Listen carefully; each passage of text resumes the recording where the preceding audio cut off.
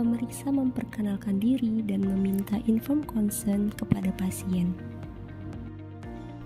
Kemudian, pemeriksa memulai anamnesis dengan menanyakan identitas pasien.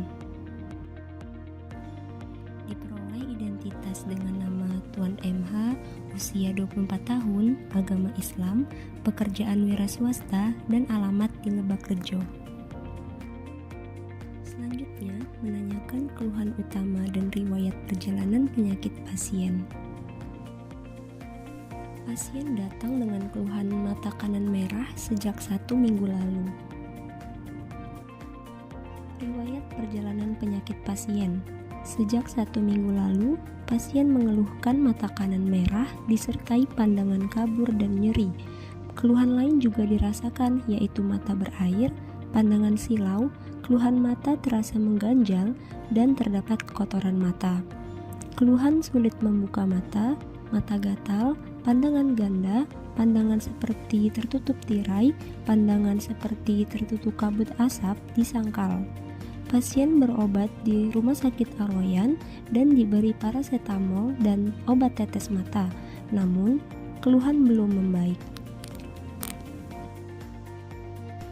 Pada riwayat penyakit dahulu, riwayat penggunaan kacamata minus ada, riwayat operasi mata, riwayat hipertensi, riwayat diabetes mellitus, riwayat alergi, riwayat penggunaan obat jangka panjang di sangkal.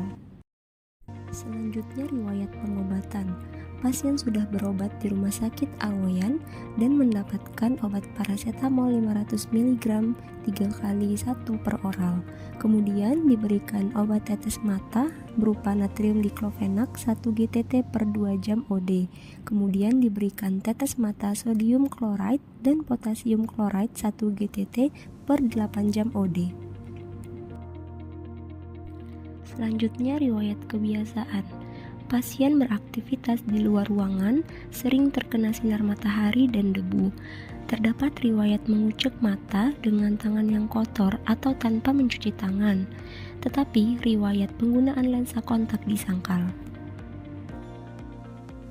Setelah melakukan anamnesis, jangan lupa untuk mencuci tangan dengan menggunakan 6 langkah WHO.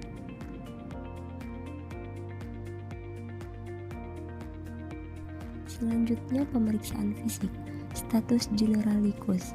Dari keadaan umum, tampak sakit ringan, kemudian kesadaran kompos mentis, tekanan darah 120 per 85 mm air raksa, laju pernapasan 21 kali per menit, nadi 78 kali per menit, suhu 36,6 derajat Celcius, berat badan 63 kg, tinggi badan 166 cm, dan didapatkan IMT pasien 22,8 kg per meter kuadrat dan didapatkan status gizi pasien normal weight.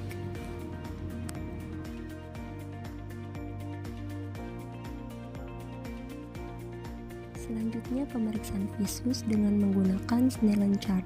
Pasien diminta untuk menutup mata sebelah kanan terlebih dahulu untuk menilai tajam penglihatan mata kiri.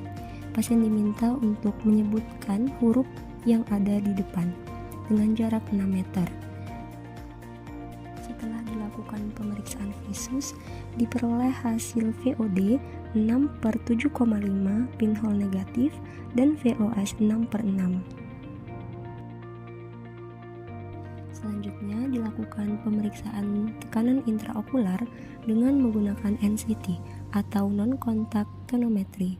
Didapatkan hasil TiOD 15,6 mm air raksa dan TiOS 17,3 mm air raksa.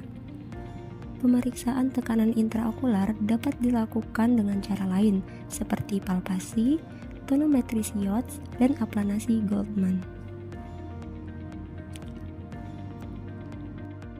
Selanjutnya dilakukan pemeriksaan kedudukan bola mata dengan cara Hirschberg test. Didapatkan hasil ortoforia. Kemudian dilakukan pemeriksaan gerakan bola mata. Didapatkan hasil gerakan bola mata kanan dan kiri baik ke segala arah.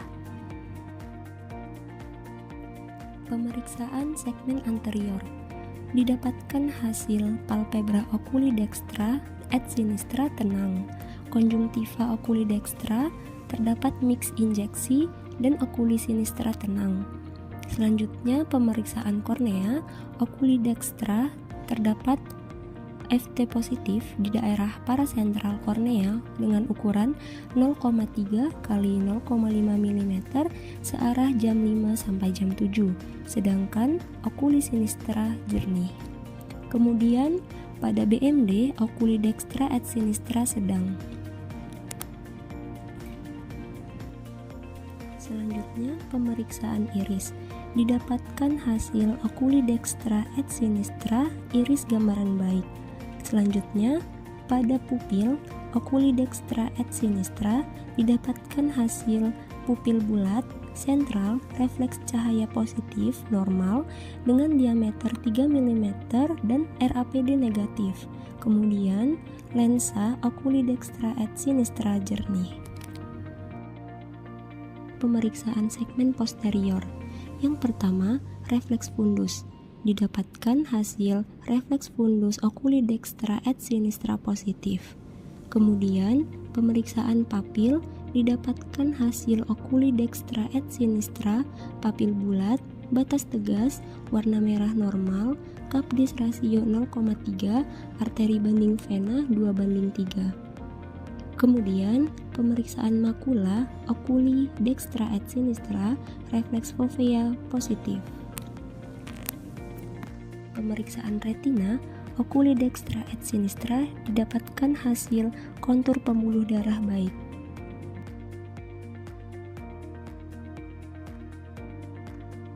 Selanjutnya, pemeriksaan penunjang dengan menggunakan slit lamp. Pada pemeriksaan penunjang dengan menggunakan slit lamp, didapatkan hasil fluorescent test positif. Kemudian dilakukan juga pemeriksaan sensibilitas kornea. Kemudian, untuk pemeriksaan anjuran dapat dilakukan scraping kornea untuk dilakukan pemeriksaan gram dan pemeriksaan KOH. Berdasarkan anamnesis dan pemeriksaan yang telah dilakukan, didapatkan diagnosis banding berupa yang pertama, keratitis OD et causa suspek infeksi bakteri.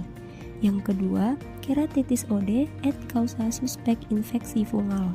Yang ketiga, keratitis OD et causa suspek infeksi virus. Sedangkan diagnosis kerja diperoleh keratitis OD et causa suspek infeksi bakteri. Tata laksana yang dapat diberikan pada pasien yaitu komunikasi, edukasi, dan informasi. Yang pertama, menjelaskan kepada pasien terkait penyakit yang dialami bisa disebabkan oleh infeksi bakteri, jamur, dan virus. Kemudian, menjelaskan kepada pasien untuk menjaga kebersihan matanya, kemudian tidak mengucek ataupun menyentuh mata apabila ada yang mengganjal, karena dapat memperparah iritasi dan menambah risiko penularan. Kemudian, menjelaskan kepada pasien untuk mencuci tangan terlebih dahulu menggunakan sabun dan air mengalir sebelum menyentuh daerah sekitar mata. Kemudian, menjelaskan kepada pasien untuk menggunakan pelindung mata. Lalu, memberikan informasi kepada pasien bahwa diperlukan pemeriksaan anjuran seperti pemeriksaan pewarnaan gram dan KOH untuk memastikan penyebab infeksi. Kemudian, diberikan obat-obatan dan cara pemakaian, meminta pasien menggunakan obat sesuai aturan yang digunakan. Kemudian, melakukan monitoring ulang pada mata jika dirasa tidak ada perubahan. Tata laksana farmakologi dapat diberikan levofloxacin 1 GTT per 2 jam OD, kemudian sodium chloride dan potasium chloride 1 GTT per 8 jam OD.